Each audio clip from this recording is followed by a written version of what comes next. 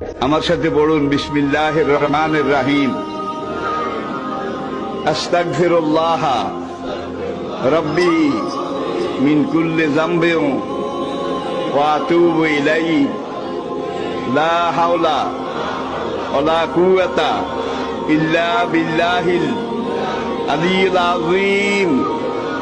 তাওবা ইয়া আল্লাহ, তাওবা ইয়া আল্লাহ, তাওবা ইয়া আল্লাহ, তাওবা ইয়া রাব্বি, লা ইলাহা ইল্লাল্লাহু মুহাম্মাদুর রাসূলুল্লাহ। আল্লাহর কসম, পিছনের জীবনে সব গুনাহ আল্লাহ মাফ করে দিয়েছে এই তওবার কারণে, সব মাফ করিয়া লাইছে।